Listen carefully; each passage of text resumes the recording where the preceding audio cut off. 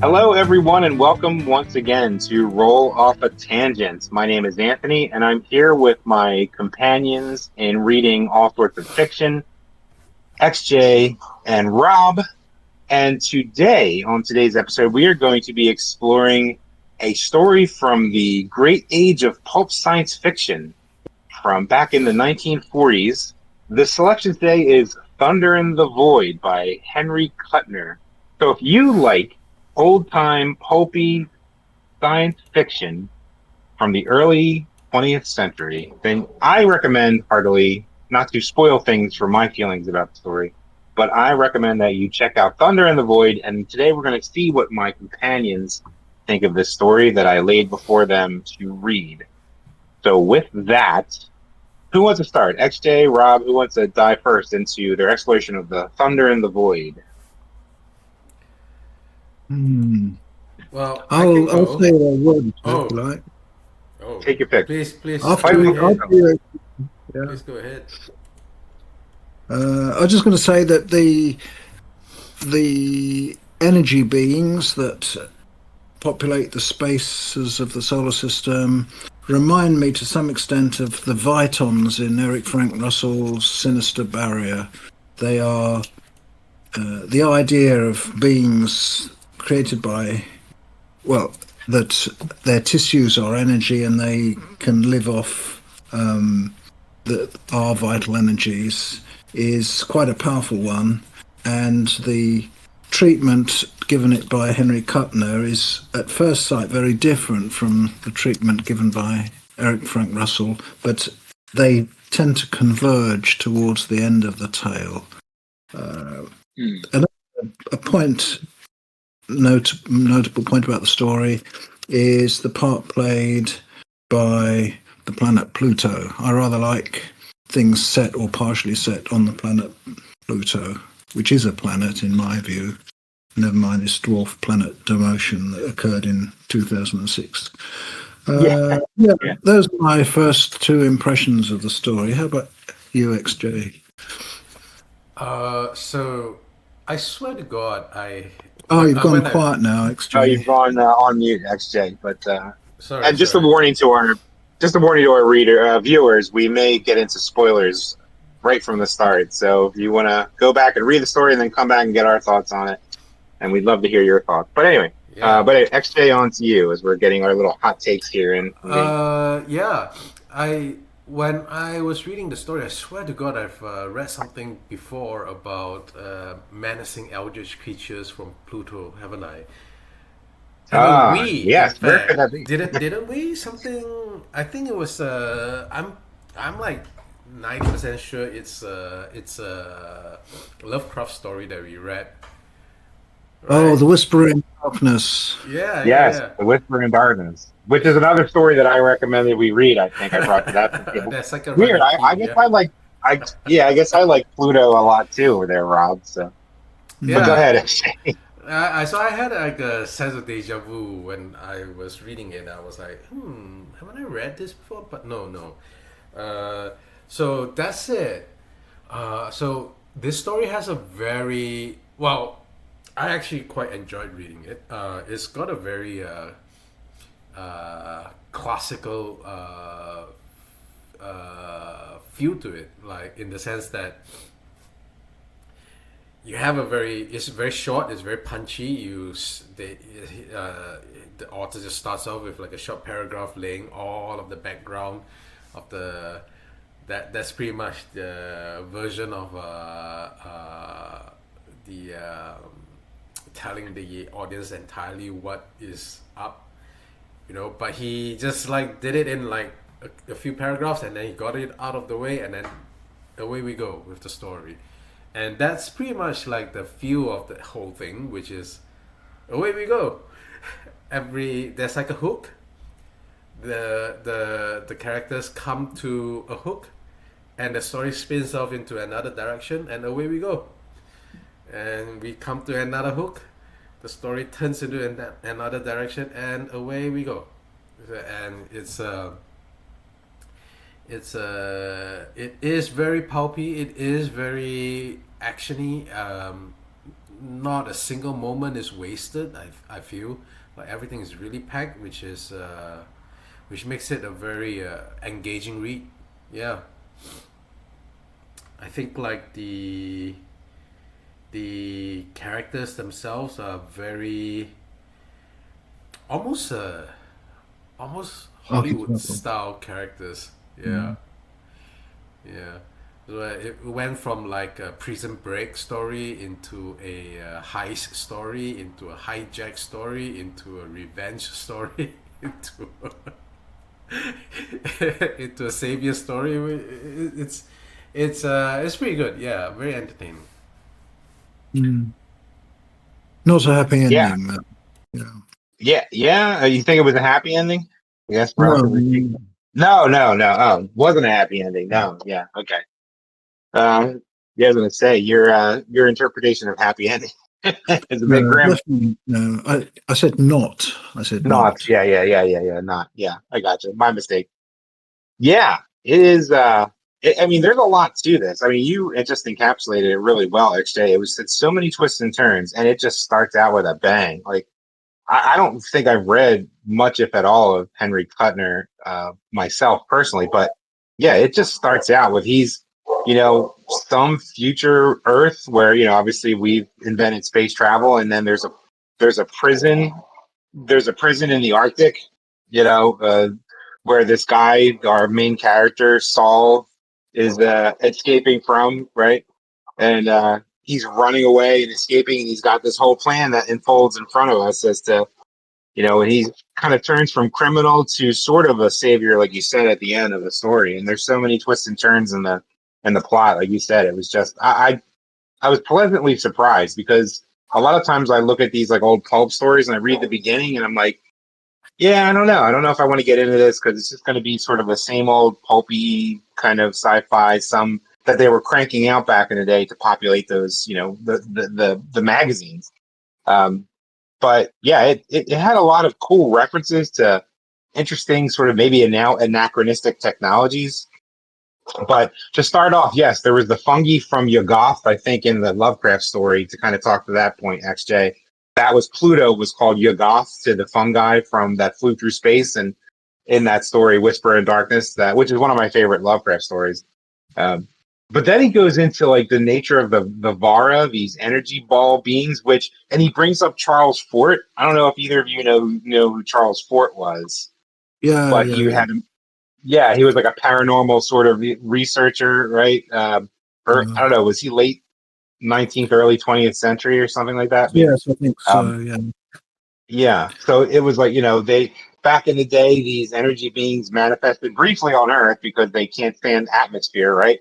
They manifested maybe as ball lightning or something, and Charles Fort recorded them in back in the day. So yeah, I also found interesting there was a reference to radium coming from Mars. That was the resource that like a big resource is radium from Mars, and that brought me back to the Barsoom stories, right? The Burroughs stories because they had radium guns and things like that. So he kind yeah, of made yeah. right. Am I right on that? Yeah, radium pistols. Yeah, that's right, and Yeah. radium rifles as well. Yeah, Yeah, they yeah, had that was what they used in their guns, right? So it was like, oh, okay, he's doing a little reference to Burroughs there and to Barsoom, right?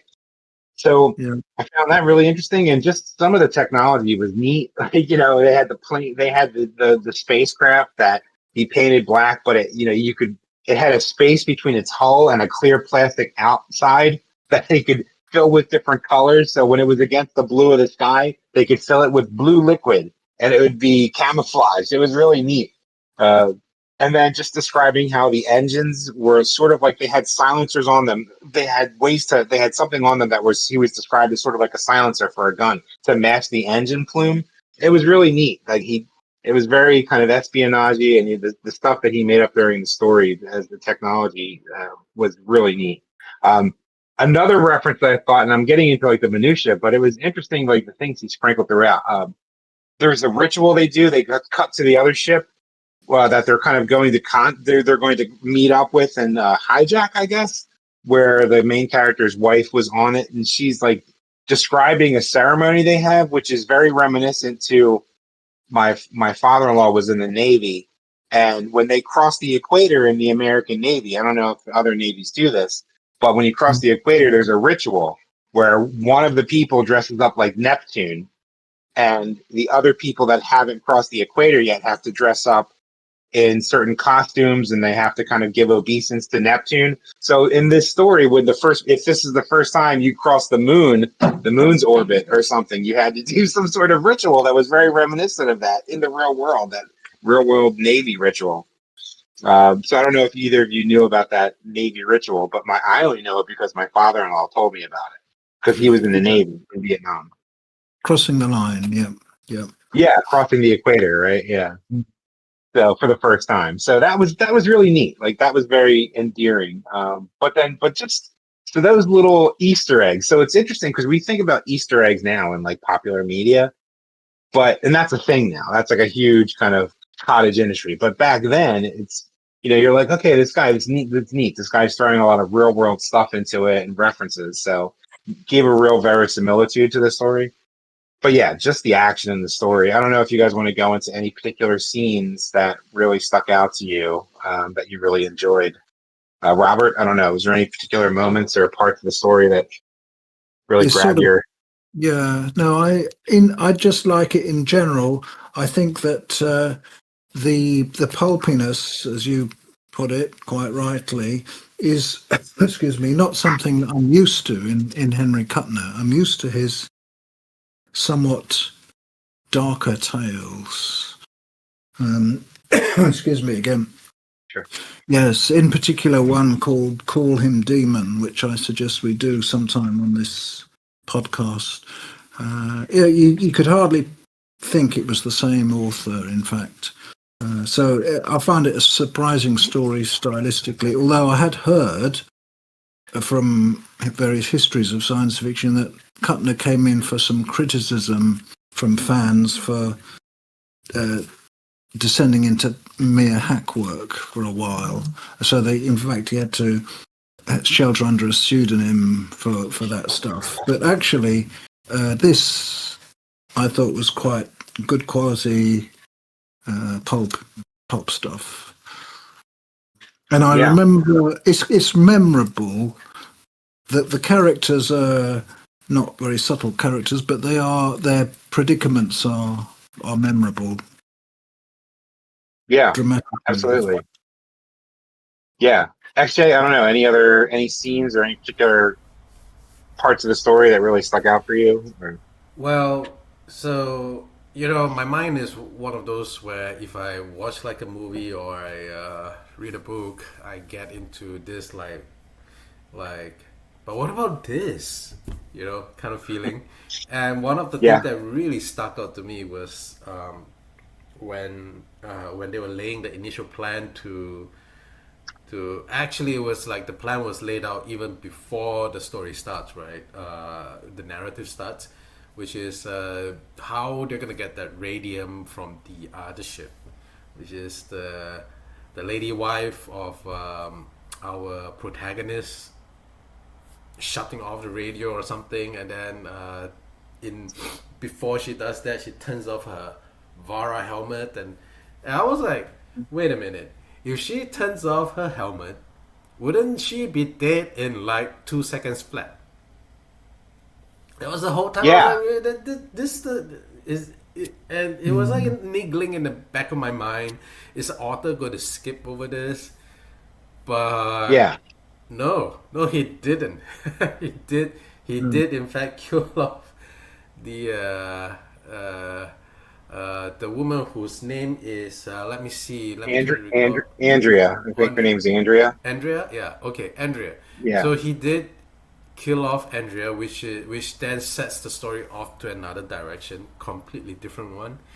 Turns it into a suicide mission, kind of. And yeah, I was a little bit taken aback by that. Yeah, that really stuck out in my mind because it was a very uh, felt like a very deliberate whole that was left by the author in order to be part of the story hook. Because I cannot imagine if we were sitting down and we're planning this. If we're in that universe, the three of us, and we're sitting down and we're planning a heist, I cannot imagine that anyone would have thought turning off the Varra helmet would have been a good idea. You know what I mean? Yeah. Well, it But yes, depends how. There's no exactitude about it, is it? It depends when a Vara finds. You could be lucky and last several minutes. I mean it Yeah, so could. they set that whole conceit up right in the beginning, right? Is that the Varra helmets, like the Varra have convinced humanity that you can't be in space without these helmets. So that was kind of one of the weird things in the story because a Varra actually, you turn the helmet on and a Varra somewhere puts itself because it's electrical being into your helmet and supposedly protects you from the psychic vampires from Pluto, right? So you're right. Like it was weird. It's like, well, first of all, it seems like humanity. I guess humanity only was able to conquer the stars after the Varra said, "No, we need to be in your helmets at all times," right? I wasn't quite sure. Like, I guess I need to read the story again. But I was like, did humanity already conquer the stars and then the Varra showed up, or it was like sort of simultaneous? I guess because it was like that kind of would have to me would have given it away. Like, well, the humanity would have been like, well, we've been traveling around the stars forever and in the solar system and never had a problem with these psychic vampires until you guys, the Varra people, came around. But I guess it was sort of simultaneous. But that was the thing. Yes, I think Rob's right. Like, depending on where you are in relation to Pluto, you could turn the helmet off a little bit for a little while, and then back on, and to make sure the Varra protect you from the psychic vampires, right? But so yeah, it was a little hazy there, but there's a lot crammed into this story. I mean, you can read it in like an hour, give or take. So like the transitions and how much he crams into it, I think was pretty skillful. Yeah, I mean, Mm. like, for me, I was just pleasantly surprised because usually people just kind of gloss over. It's like plot armor is a trope for a reason, right? Yeah, Yeah. So so I was like, oh, I was not expecting the author to be killing off the uh, Andrea, uh, and then he did and took the story into another direction, which is kind of I would say refreshing, uh, yeah, uh, and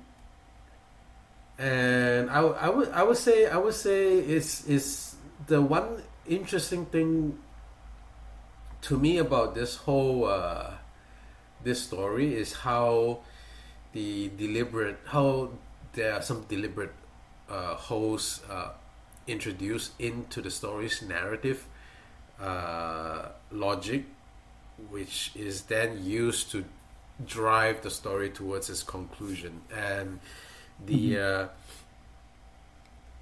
the turning off the Varra helmet is one thing. The Varra themselves are another thing.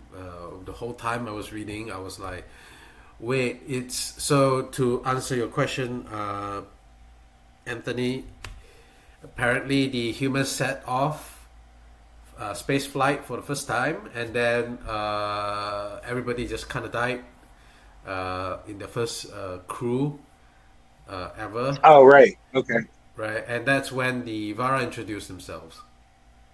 Yes. gotcha, So, okay, this whole thing seems very suspiciously coincidental, wouldn't you say? Like there's a yeah, race of energy vampires coming out of Pluto, and then coincidentally there's a bunch of um, very benign beings floating around like celestial balls of electricity, who is very nice and offers to help the humanity to do whatever. And then, the whole thing just seems like such a wonderfully packaged deal. You know what yeah, I yeah, yeah, yeah, yeah. It's funny. It's funny, yeah. You thought no one ever suspected the Varra, I guess, in all that time, huh? Like Yeah, we don't know how long human beings have been out in space in the story, but you're like, no one ever put it together. Like, huh? Oh, yeah, don't go near Pluto. That's where all the psychic yeah, vampires are. Yeah, yeah, and you can't travel around without us in your helmets all the time. Yeah, yeah, that's it. yeah, It wasn't us that killed your first space flight. People in your first space flight beyond. Yeah, with these psychic vampires. Yeah. yeah. But of course, like the interesting thing about this story to me is that there are these deliberate plot holes. I'm gonna call them deliberate. I don't know if the author was like, "Oh my god, what about So what's this? the What do I plot do hole? now?" The what's the biggest one, I guess, or what's one of the plot holes? Sorry, you kind of frozen there for a moment, Anthony. Sorry, Anthony, are you with us? Yep, I'm with you. Yeah, sorry, you froze out for a moment, so I didn't quite Sorry catch. about that. No, what's your biggest plot hole that you or was it the fact that she turned the helmet off? That was the biggest one. Yeah, Okay. that was the biggest one. But at the same time, I was like, okay, it seems awfully convenient to have two races, three, if you count humanity, and Varra and the Plutonians all together in the same solar system, and you know, so I was like, I was actually quite pleasantly surprised. Wasn't I was surprised that uh, that the basically that the author acknowledged the hook and then just kind of went with it. Yeah, the loophole and then just kind of went with it. So yeah, that Andrea's death uh, pretty much stood out to me. Yeah, Mm. Yeah, Yeah. it's good. It's good that Kuttner has the Varro as not just hunting humans down, but sort of milking them like you milk cows, milking them of a certain amount of their psychic energy. But Yeah. it is a clever arrangement. Yeah, and I thought, it struck me with her death seemed very sudden. Andrea's death was very sudden, but it was explained later that like her, to your point, Rob, her Vara that was in her helmet like got a little too overzealous and took too much of her life force, and that's what killed her. Yeah. I don't think the Vara in her helmet didn't intend to do that, but since it did, that kind of set Saul off, on this whole. So it was just this accident of that. So it's like that one moment in time, just messing with the wife and killing the wife of the wrong guy, like who was this hardened, bitter criminal who escaped from the polar prison on Earth, and like, it was just they pissed off the wrong guy, and then he just decided to go like, that's it. He's flying to Pluto and taking out these vampires, and he's that just set him on a path of revenge, and that messed up the whole thing. But yeah, in contrast to speaking of the darkness of the story, it's like I really thought about like who was an equivalent space hero from the time period was Buck Rogers, right? So this guy Saul was sort of like the anti Buck Rogers because I guess Kuttner decided he wasn't gonna. I always wonder if this was like a sort of like a critique on the space hero sort of trope from back in the day. Just like, this guy doesn't end with a happy ending. It ends where he's like seeking vengeance and then he discovers the secret that the Varra really are the space vampires. Um, and they've lied about the existence of beings on Pluto. And he's going to broadcast it to the rest of the human society in the solar system. And he's going to die doing it. Because he has to, like, he's the Varra, obviously going to try to kill him. And he's going to broadcast, I guess he's the thunder in the void of the story, right? He's going to send out the truth Right. and thunder it across the void in his last act as he flies towards the sun, and broadcast it to anyone who will listen, So sacrificing himself. So he goes from this, it's sort of like a redemption arc in the story. He goes from this hardened criminal to this savior of humanity, right? Yeah. And so it's a lot in one story, but he pulls it off. He pulls it off really well, I think. Yeah, it's not too far from possible reality, this kind of story, actually. The only seemingly unrealistic thing is that space transportation seems to in our experience to be so expensive and difficult. But if you can accept that someday there may be reasonably practical means of space transportation in the solar system, then everything else could happen in the story. Including the existence of, that's unlike some stories. Unlike some authors of the time, I'm thinking of the Yeah. Captain Future stories now, which are very enjoyable. But Captain Future's Pluto, for example, it's cold, but you can sort of put up with the cold if you wear enough furs, you know. So that's not quite within the realm of practicality. Yeah.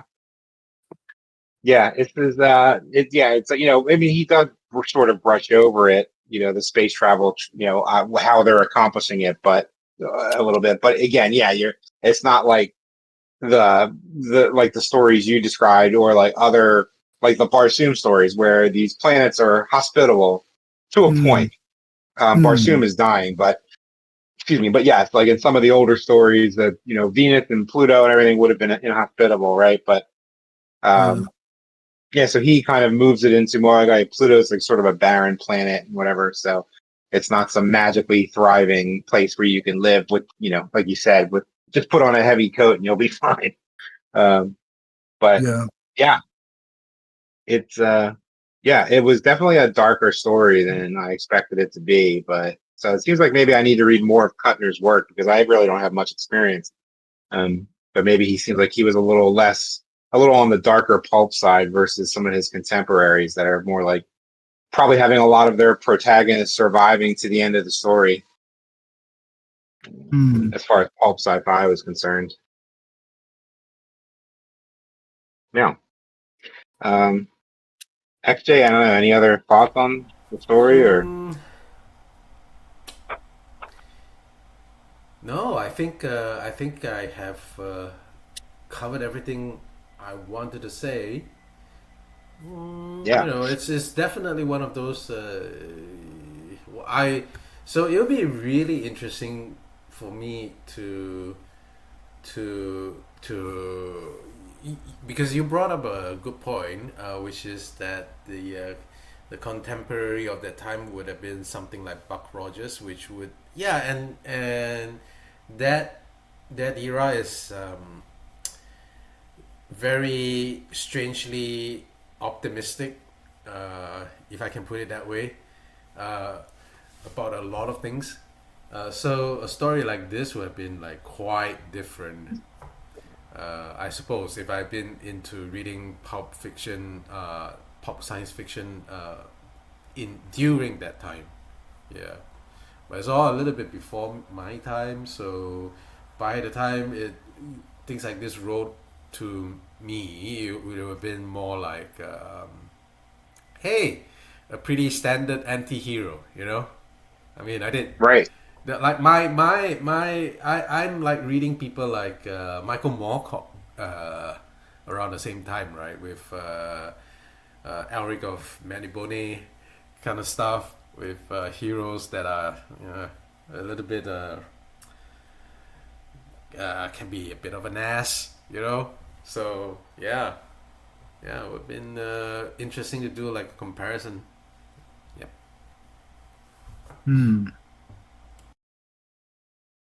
Yeah, I think Michael Moorcock's Elric really needs his head examined, actually. He's really quite a cape.